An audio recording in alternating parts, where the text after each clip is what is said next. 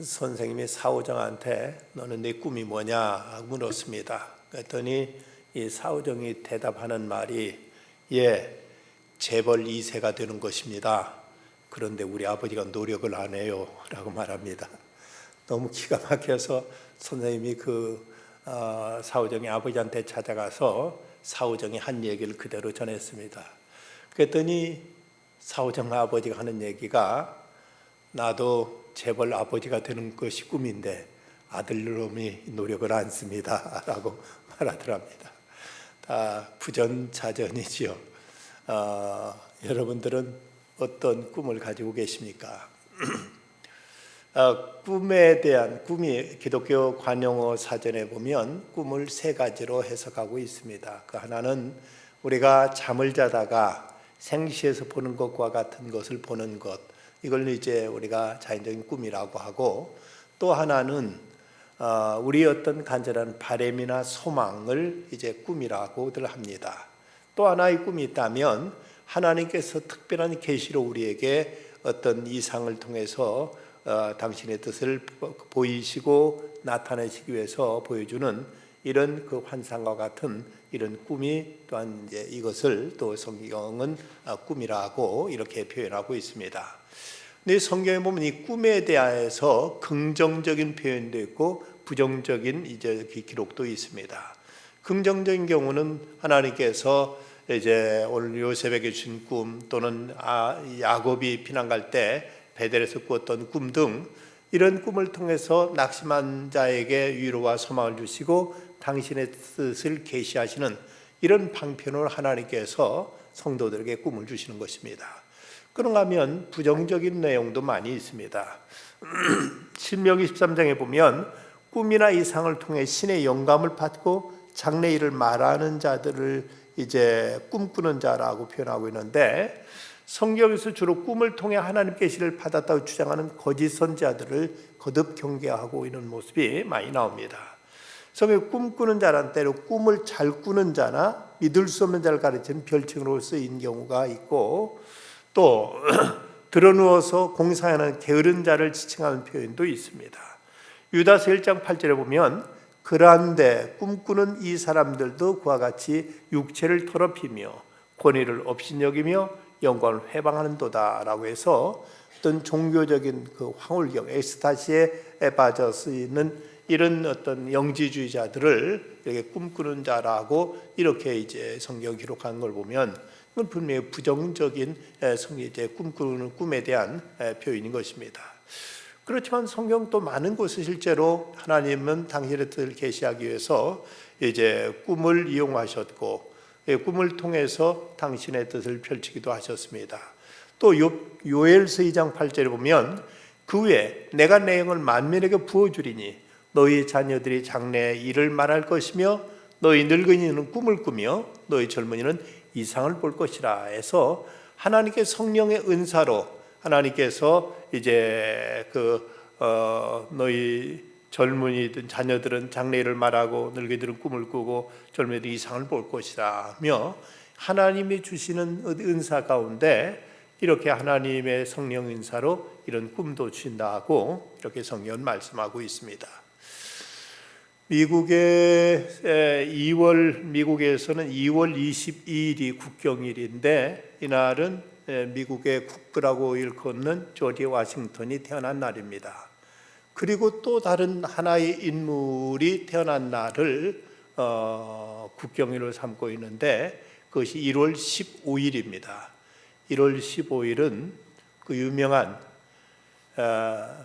흑인 민권 운동가 마틴 루터 킹 목사님의 출생일이 1월 15일이라서 이날도 미국에서 이제 경축일로 삼고 있습니다.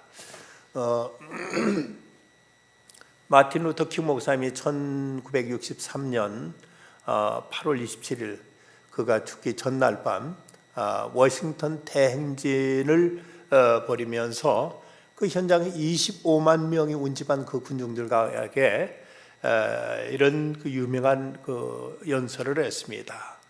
나는 오늘 꿈을 갖고 있습니다. I have a dream 투데이라는 이 제목으로 유명한 이제 마틴 루터 킹의 연설이 있습니다. 오늘도 내일도 곤란은 첩첩이 쌓여 있습니다. 그러나 나는 꿈을 갖고 있습니다. 언젠가는 미시시피주가 자유와 정의의 오아시스로 변하리라는 꿈을 갖고 있습니다. 나는 사남매가 피부의 색깔로가 아니라 인격의 내용으로 판단되는 나라에 살게 될 것이라고 나는 꿈을 갖고 있습니다. 남쪽 엘리베마주에서도 검고 흰 아이들의 손을 정답게 뭉쳐지리라고.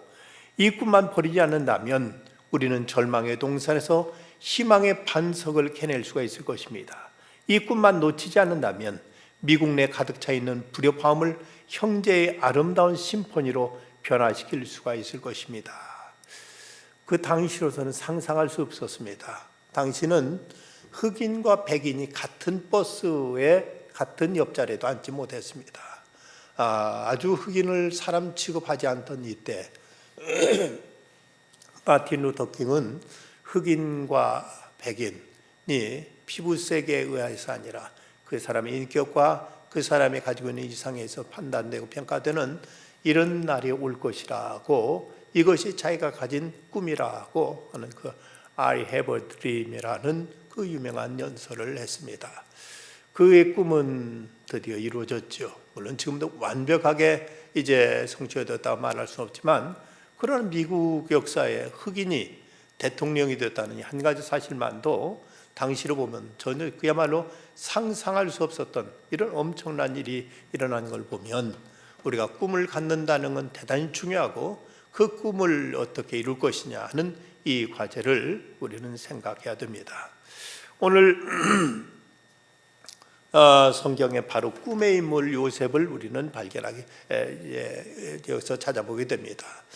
요셉은 당시 아프리카와 중동 지역에 있었던 큰 기근으로 인해서 수많은 사람이 이제 굶주림에 의해서 죽어갈 이런 운명에 있을 때, 그로 인해서 이 많은 사람들의 생명을 구원해내는 이런 위대한 이제 업적을 이룬 이런 인물로 우뚝 서게 됩니다. 그는 애굽의 총리, 애굽이라면 그 당시는 세계 최강대국입니다. 세계 최강대국의 1인 지하, 만인지상이라고 할 수 있는 총리의 자리에 앉아서 그는 하나님의 사람으로 하나님의 뜻을 펼치고 많은 사람을 살려내고, 그리고 그 당시 이제 하나님의 백성으로서 참으로 위대한 발자취를 남겼던 이런 귀한 인물이 오늘 성경에 등장하고 있습니다. 그런데 오늘 말씀에 보면 그의 삶은 처음부터 이렇게 탄탄대로로 이제 나갔던 것은 아니었습니다. 그는 어려서부터 형들로부터 미움을 받으면서 이제 불행한 이제 처지에서 자라난 것을 볼 수가 있습니다. 한 집안에 무려 그 어머니가 넷이나 되는 이런 집안이라면 그 가정의 형제들 사이에 어떠했으리라는 것은 우리가 가히 짐작할 만합니다.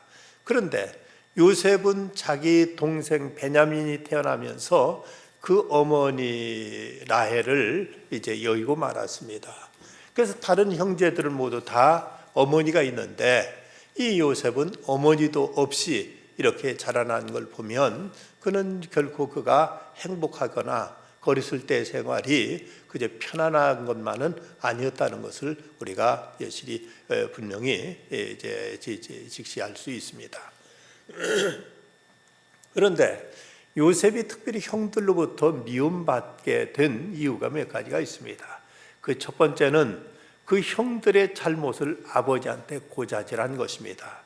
본문 2절 말씀 보면 야곱의 족보는 이러하니라. 요셉이 17세 소년으로서 그 형들과 함께 양을 칠 때 그의 아버지 아내들 비라와 실바의 아들들과 더불어 함께 있었더니 그가 그들의 잘못을 아버지에게 말하더라.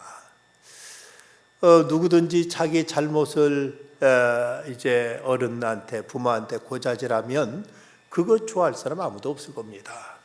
여기서 요셉은 그가 어떤 악한 마음, 못된 생각 가지고 형들을 골탕 먹여주기 위해서 그랬다기보다는 어쩌면 그냥 그의 철없음, 순수한 마음 때문에 그냥 생각 없이 본대로 아버지한테 형들의 잘못을 그대로 이제 고했던 것 같습니다. 어쨌든 이 일로 인해서 형들로부터 어쨌든 질시의 대상이 되고 미움의 표적이 되고 말았던 것이죠. 그뿐만 아니라 요셉은 아버지로부터 편애를 받았습니다. 그래서 옷도 채색 옷 두루마기를 입혀서 남다르게 옷을 이렇게 지어 입히고 했을 때 이것이 형들에는 눈밖에 날 수밖에 없었던 하나의 요인이 되었던 것입니다. 아마도 아버지 야곱은 가장 사랑했던 아내 라헬의 소생이라는 것 때문에 요셉을 더 편애했을 것 같고, 그뿐만 아니라 바로 이 라헬을 이제 여였기 때문에, 라헬을 먼저 이제 보냈기 때문에 어머니도 없는 자식이라는 생각에 딱하다는, 안쓰럽다는 이런 생각으로 야곱은 이 요셉을 더 편애했던 것이 아닌가 하고 이렇게 우리가 추정해 볼 수가 있습니다. 어쨌든 다른 자식들로서는 이 아버지가 요셉을 편애하는 것이 그렇게 달갑게, 이것이 이제 고깝게 여겨질 일은 없었을 것이죠. 그들은 이제 이런 일로 인해서 요셉을 미워했고 시기했고 질투의 대상이 되었던 것이 요셉의 어렸을 때의 모습이었습니다. 그러나 이것보다 결정적인 요셉의 미움받게 된 이유는 오늘 말씀에 나타난 대로 그가 꿈꾼 얘기를 한 것이었습니다. 그가 꿈을 꾸기를 이들에서 이제 곡식을 베는데, 곡식단들, 어떤 형제들도 곡식을 베고 자기도 곡식을 베는데 자기 곡식단에게 다른 형제들의 곡식단들이 모두 절을 하더라 하는 이런 얘기를 그는 또 철없이 형들한테 했습니다.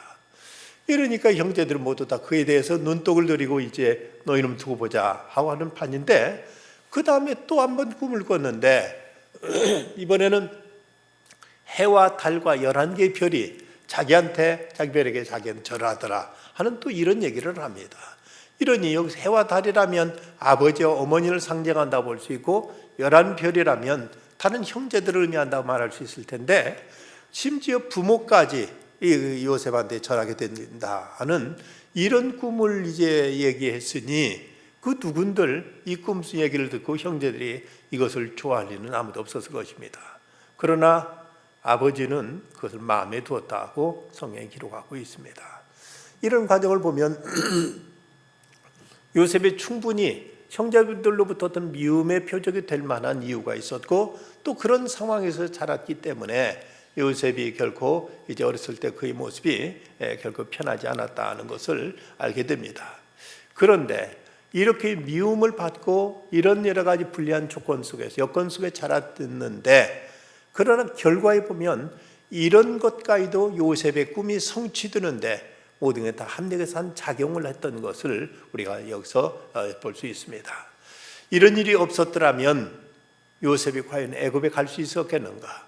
그 애굽의 총리가 된다는 건 감히 상상도 못할 일이었는데, 어쨌든 이런 일이 발단이 되고 계기가 돼서, 그래서 요셉이 이제 애굽의 총리까지 되는 이런 일에 있어서 하나의 어떤 디딤돌이 되었고, 이것이 하나의 발판이 되었던 것을 볼 때, 그가 품었던 꾸었던 그 꿈을 이루는 과정에 있어서 많은 역경도 시련도 많은 어려움도 있었지만, 이것은 그에게 있어서 그 꿈을 이루는 하나의 과정과 방편이 되었다는 사실을 우리는 잊지 말아야 됩니다. 대학에서 경영학을 전공한 그 청년이 친구와 함께 백화점에 취직했습니다. 이 젊은이는 당연히 경영부서에서 보직을 받을 것으로 기대했었는데, 그런데 그에게 배정된 자리는 자기 친구와 함께 엘리베이터 안내직이었습니다. 대학교에서 경영학까지 전공하고 이제 무엇인가 자기 실력을 발휘하리라고 기대하고 큰 백화점, 재벌 소유 백화점에 취직했는데, 자기한테 할당된 자리는, 배정된 자리는 엘리베이터 앞에서 손님들을 안내하는 이런 이제 그 자리가 그에게 주어졌습니다. 친구는 여기에 대해서 몹시 실망과 분노하고 당장 사표를 내버렸습니다. 그런데 이 친구는 엘리베이터 안내직을 하면서 고객들과 쉽게 만날 수가 있어서 그들의 구매 심리를 현장에 파악할 수 있었고, 그러면서 이제 어떤 손님들이 이제 어떤 물건들을 어떻게 이제 매칭해서 어떻게 구매하는가 등 이런 면밀히 조사해서 이것을 부서 책임자에게 이제 보고했고, 그랬을 때 그는 이런 그의 이제 적극적인 자세가 경영자의 눈에 들어와서 나중에는 최고 경영자까지 되었다고 합니다. 그가 실제 인물인데 미국의 유명한 백화점왕 J.C. 펜이라는 사람입니다. 펜이 백화점은 유명한 백화점 그룹이 있는데 바로 펜이가 이런 과정을 통해서 백화점 왕국을 이뤘다는 것입니다. 그러면 오늘 이제 이런 꿈의 인물 요셉은 과연 어떤 사람이었는가? 어떻게 그는 이런 엄청난 꿈을 꾸었고 그 꿈을 이뤘는가를 우리는 이제 먼저 생각할 필요가 있습니다. 요셉 그는 믿음의 사람이었습니다. 히브리서 11장 22절에 보면 믿음으로 요셉은 임종시에 이스라엘 자손들이 떠날 것을 말하고 또 자기 뼈를 위하여 명하였으며, 요셉은 애굽에서 총리 자리까지 되었고 그 자기가 총리된 것을 통해서 자기 형제들과 부모와 형제들까지 모두 다 애굽으로 초청해서, 그래서 애굽에서 고센 지방에다가 좋은 비옥한 땅을 차지하고 거기서 지금 잘 지내고 있습니다. 그런데 자기가 죽더라도 당장 그들에게 어떤 어려움 당할 이유는 없는데, 그런데 임종시에 가족들에게 형제들에게 모든 주변 자기 그 친족들에게 여기 떠나야 된다. 그리고 떠날 때 내 뼈를 가져가서 가나안 땅에 묻어달라 하고 이렇게 유언을 남기고 있는 걸 보면 그는 분명 가나안 땅, 하나님께서 아브라함에게 약속하셨고 이삭에게 약속하신 그 약속의 땅에 대한 믿음이 있었고, 이것은 곧 어찌 보면 천국에 대한 소망으로까지 이어질 수 있는 이런 그의 믿음의 한 대목을 우리가 엿볼 수가 있습니다. 일찍이 하나님께서 아브라함에게 나타나 말씀하시기를 내가 이 땅을 너희 자손에게 주리라 하신지라, 자기에 나타나신 여호와께 그가 그곳에서 제단을 쌓았다고 했고, 또 이삭에게도 창세기 26장에 보면 이 땅에 거류하면 내가 너와 함께해서 내게 복을 주고 내가 이 모든 땅을 너와 내 자손에게 주리라 하신 말씀이, 이제 가나안 땅에 흉년이 들어서 애굽으로 피난 가려고 하니까 하나님께서 이삭에게 피난 가지 그걸 가지 말아라, 이 땅에 거해라, 내가 이 땅을 너와 내 자손에게 주겠다는 이런 말씀이 주어졌기에 그 땅을 그 이제 언젠간 돌아가야 될 땅임을 알았고 그 가족들에게 이런 유언을 남기게 된 것입니다. 요셉은 참으로 아름다운 모습, 요셉에게 참으로 귀한 모습은 어느 곳에서나 그는 믿음의 사람이었습니다. 가정에서도 그랬고, 그는 때로는 애굽에 팔려가서 감옥에서도 그랬고, 그는 이제 보디발 장군이 집에 그 가정 총무를 할 때도 그러했고, 그리고 나중에 애굽의 총리가 됐을 때도 그러했고, 사람에 따라서 어떤 사람은 어려운 일이 있을 때는 신앙생활을 열심히 잘하다가도 뭔가 좀 편해지고 뭔가 모든 것이 다 수월해지면 신앙생활이 해이해지고 나태해지는 경우를 많이 봅니다. 또 어떤 사람은 편안할 때는 잘 믿는데 어려운 일 생기면 또 믿음을 저버리는 사람도 또 있습니다. 이렇게 환경에 따라 그 신앙이 이제 많이 흔들거나 변한 모습을 볼 수 있는데, 요셉은 전혀 이 환경에 좌우되지 않고 어디에서나 그는 믿음의 사람으로서 순수하게 자기 신앙을 지켰던 것을 볼 수가 있습니다. 뿐만 아니라 그는 또한 용서의 사람이기도 했습니다. 나중에 형들이 자신들의 잘못을 이제 빌면서 아버지 이름까지 팔아가면서 복수하지 말라고 했습니다 하고 이렇게 이제 사정할 때, 그때 그 요셉이 했던 말을 보면 두려워하지 마소서, 내가 하나님을 대신하리까, 당신들은 나를 헤아려 하였으나 하나님 그것을 선을 바꾸사 오늘같이 많은 백성의 생명을 구원하려 하시려 하셨나니 당신들은 두려워하지 마소서, 내가 당신과 당신들의 자녀를 기르리다 하고 그들을 간곡한 말로 위로하였더라고 했습니다. 요셉은 형들의 잘못을 진심으로 용서했고 그들의 잘못을 더 이상 기억하지도 않았습니다. 형들이 자기에게 그렇게 해코지한 것까지도 다 하나님의 섭리 속에 하나님께서 오늘의 이 선을 이루기 위한 하나의 방편과 수단이었노라고 이렇게 고백하면서 아무런 원한을 품지 않았고 저들에게 조금치도 어떤 해코지를 하지 않은 이런 대범함이 있었던 것을 보게 됩니다. 뿐만 아니라 그는 참으로 축복의 사람이었습니다. 7절 말씀 보면 내 단은 이로써 당신들의 단은 내 단을 둘러서 절하다이다 하는 말씀, 9절에 해와 달과 열한별에게 절하다이다 하는 말씀이 그대로 이루어집니다. 애굽에 팔려갔지만 총리가 되었고 모든 형들이 와서 그에게 이제 절하게 되고, 그리고 그를 통해서 애굽과 그리고 팔레스타인 등 중동 일대 수많은 사람이 그 기근 7년 기근 가운데서 이제 살아날 수 있었던 이런 그 훌륭한 정책을 펼친 것이 바로 요셉이었던 걸 보면, 요셉은 그가 꾼 꿈, 그 꿈이 그대로 이루어졌네. 그것은 곧 그 당시 그곳 살던 많은 사람들을 살리고 그들을 구원하는 일이 그에게 준 꿈이었는데, 이 꿈을 통해서 세상에 하나님의 축복을 펼치게 된 것입니다. 근데 문제는 이런 꿈을 이루는 데 있어서는 인내와 고난이 요구된다는 사실입니다. 당시 요셉이 오늘 말씀에 있는 대로 17세 그는 이제 애굽으로 팔려가게 되는 이런 일이 이제 이런 사단이 일어나게 됩니다. 그런데 요셉이 총리가 된 때는 언젠가 하면 41장 46절에 보면 요셉이 애굽 왕 바로 앞에 설 때 30세였다고 기록하고 있습니다. 그러면은 요셉은 지금 우리 13년 동안이나 그는 애굽에 팔려가서 때로는 이제 그 보디발 장군의 집에서 심부름도 하고 거기서 일도 했고, 그러다가 또는 감옥에 갇혔고 감옥에 수탄 날을 이제 고생했고, 그렇게 하면서 무려 13년의 세월을 보냈다는 것을 우리는 이제 그 연대 계산을 통해서 알 수가 있습니다. 하루 이틀도 한 달 두 달도 1년 2년도 아니고 무려 13년을 이렇게 고생했다면 이 얼마나 이것이 기나긴 세월인가.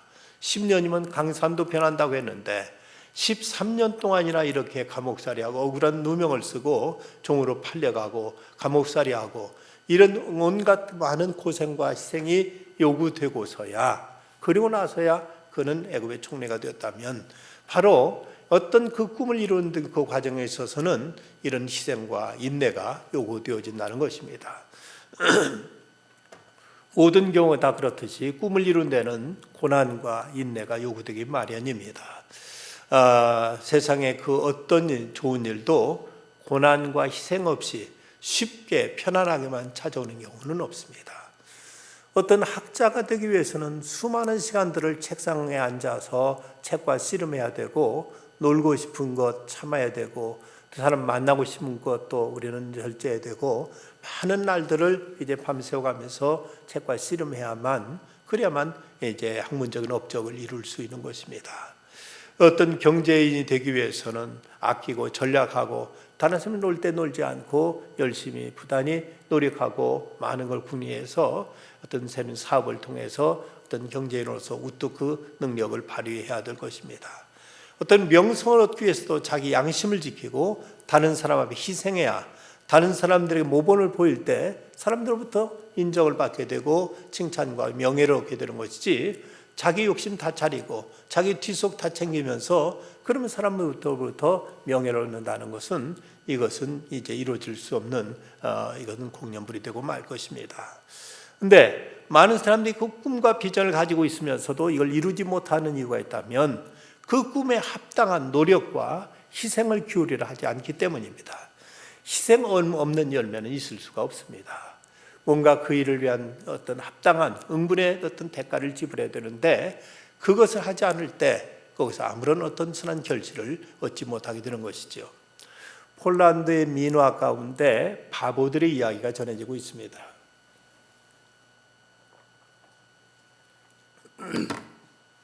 어느 마을에 도로가 급 커브길이고 경사진 곳이라서 그만 자꾸 그 교통사고가 나고, 그래서 사람들이 다치고 죽고 하는 일이 자꾸 빈번하게 일어났습니다. 그래서 마을 사람들이 모여가지고 어디 문제를 어떻게 해결할까 하다가 그들이 의견을 이제 모아서 결정한 일이 무엇인가 하면 그곳에 병원을 세우는 일이었습니다. 그래서 이제 다친 사람 환자들을 이제 치료하고 이제 부상자들을 돌보자 하는 이런 결론이 났습니다. 그런데 그것이 근본적인 해결책은 아니었습니다. 물론 사고 났을 때 다음 뒤수습하는 데는 필요했지만 거기 그 사고를 예방하고 문제를 근본적으로 해결하기 위해서는 그 터널을 뚫든지 그 도로를 크게 확장하든 산을 깨문게든지 해서 거기 뭔가 대폭적인 도로를 개선해야 되는데 아무도 거기에 대해서 얘기를 하지 않는 것입니다. 누군가 그래야 돼. 나도 그 생각했다고 이제 이 사람 저 사람 얘기합니다.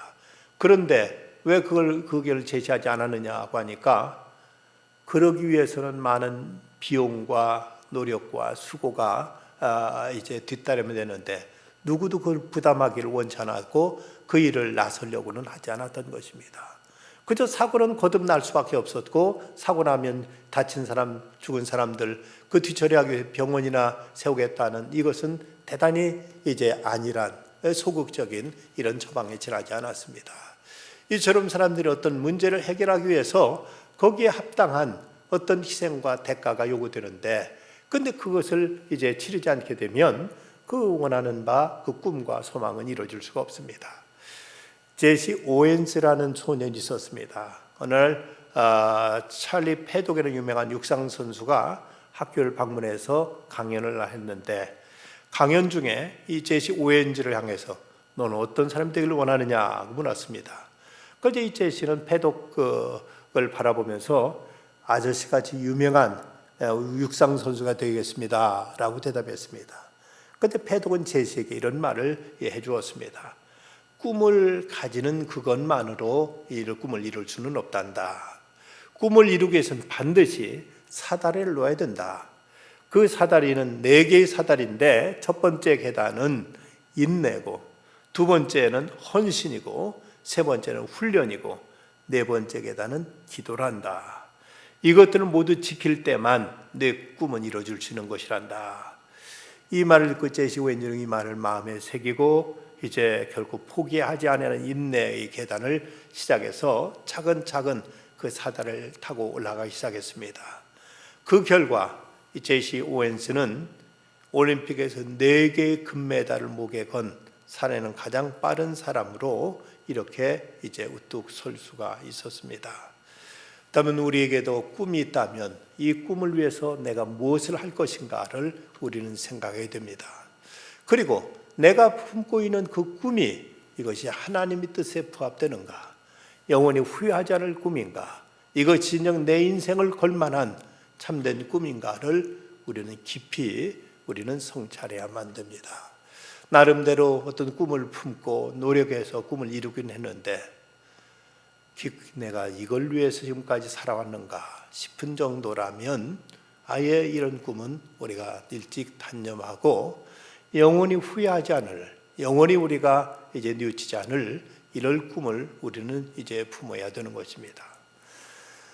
세계적 유명한 교회, 미국에서 가장 영향력 있는 교회 중 하나인 윌로우 크릭 커뮤니티 처치가 시카고에 있는데 그 교회를 세운 목사님이 빌 하이벨스 목사님입니다. 이분이 목사가 되려고 결단하게 된 계기가 있었습니다. 그가 20세 때 인생의 목적과 장래의 진로에 대한 심각한 고민을 하면서 남미로 여행을 떠났습니다. 어느 날 저녁 리우데자네이루의 한 호텔에서 아름다운 해변을 내려다보고 있는데 그러면서 이제 저녁 식사를 혼자 하고 있는데 그 옆자리에 너무나 행복해 보이는 노 부부가 대화를 나누는 소리를 듣게 되었습니다. 여보, 정말 멋지지? 당신 그동안 고생 많았어. 그러나 그 고생은 가치가 있잖아. 여기는 우리가 평생 꿈꾸던 곳이야. 하고 이렇게 두 부부가 아주 만족해하면서 이야기하는 소리를 듣고 이때 빌 하이벨스는 큰 충격을 받습니다. 남미를 여행하면서 고급 식당에서 저녁 한 끼 먹는 걸 위해서 일생을 안 먹고 안 쓰고 고생했다는 말인가? 과연 이것이 인생을 걸 만한 그런 대단한 가치가 있는 것인가? 라는 이 생각에 그런 거의 큰 충격과 어떤 회의를 이제 갖게 되었습니다. 그는 이제 자기 방으로 돌아와서 무릎 꿇고 하나님께 이렇게 기도드렸습니다. 하나님, 제가 적어도 이보다는 더 가치 있는 인생을 살게 해주십시오. 이것보다는 더 영광스러운 인생을 살게 해주십시오. 그렇게 기도하고 그가 결단하고 목사의 길에 들어서게 되었다고 합니다. 여러분, 꿈이 있다면 그 꿈이 무엇입니까? 좀 더 잘 사는 것, 좀 더 넓은 집에 사는 것, 좀 더 좋은 승용차로 바꾸는 것. 물론 이것도 필요한 건 할 수 있어야죠. 이런 것이 악한 거거나 무조건 잘못된 것은 아닙니다. 그러나 이것이 우리 인생의 꿈이 될 수는 없는 거죠. 인생의 목적이 될 수는 없는 거죠. 참으로 하나님께서 나를 지금 이 자리에 두신 이유는 무엇일까? 나를 통해 하나님께 무엇을 이루기를 원하실까? 여기에 우리가 초점이 맞춰지지 않고는 우리의 인생은 하나님 앞에서 우리는 우리 인생이 심판대 앞에 서게 되는데 하나님 뜻을 이뤘느냐 이루지 못했느냐가 인생의 성공과 실패의 가장 결정적인 이제 조건이 될 것입니다. 하나님께 우리들의 삶을 보시면서 그래 애썼다, 너는 내 뜻을 이루라고 수고했다 하면서 하나님께서 옛날 다윗을 마음에 합한 자라고 말씀하시고 내 뜻을 다 이루게 하리라고 이렇게 말씀하셨던 것처럼 우리가 이제 하나님 앞에 아름다운 이상과 꿈을 품고 그 꿈을 이루기 위해서 내 자신들이 헌신하고 인내하고 노력하고 부단히 이를 위해서 수고할 때 이를 통해 하나님의 뜻이 이 땅에 펼쳐짐을 통해서 우리들의 삶은 가장 복되고 아름다운 보람이 있는 충만한 삶이 되어질 것입니다. 우리가 하나님의 뜻과 무관한 것, 영원한 나라와 무관한 것은 이건 결코 우리의 삶을 복되게 할 수 없습니다. 하나님 앞에 우리는 적어도 하나님께 나를 이 땅에 보내신 이유, 오늘 하나님께 나를 이 자리에 두신 이유, 이 자리에서 하나님의 뜻을 어떻게 펼칠 것인가를 우리는 고민하고 그것을 우리가 마음에 품고 이를 위해서 수고할 때 이것이 비록 다른 사람들이 볼 때는 작고 하찮아 보일지라도 그러나 작은 일 할지라도 하나님께 세상을 구원하시고 생명을 살리시고 이 땅을 복되게 하시고자 하는 그 일을 위해 우리가 쓰임받을 수 있다면 이것이야말로 가장 아름답고 귀한 선한 일이 되어질 것입니다. 마더 테레사가 1948년 소명을 받고는 수도사의 복장을 벗어 던지고 캘커타의 빈민가로 떠나는데 그는 가면서 이런 확신의 기도를 드렸다고 합니다. 주여, 오늘 밤 저는 어디에서 잠을 자야 할지 모르고 떠납니다. 내일 아침 저는 어디에서 먹어야 될지 모르고 떠납니다. 저는 이 한 벌의 옷이 헤어지면 무슨 옷을 입을지 모르고 떠납니다. 주님께서 떠나라 하시기에 저는 떠날 뿐이오니 주님 제 인생길에 함께해 주시옵소서. 그렇게 해서 그는 오척탄신의 연약한 여자 몸으로 50년 동안 하나님을 믿고 일했더니 전 세계가 놀랄 만한 거대한 일을 해낼 수 있었습니다. 꿈을 주신 하나님께서 꿈을 지닌 사람을 책임져 주시는 법입니다. 사운드 오브 뮤직의 가사 가운데 이런 구절이 있습니다. 산을 보면 올라가라, 개울이 있으면 건너가라, 무지개가 있으면 쫓아가라, 내 꿈을 이룰 때까지. 성경은 말씀합니다. 하나님 말씀하시기를 말세 내가 내 영을 모든 육체에 부어주리니 너희 자녀들은 예언할 것이요 너희 젊은이들은 환상을 보고 너희 늙은이들은 꿈을 꾸리라.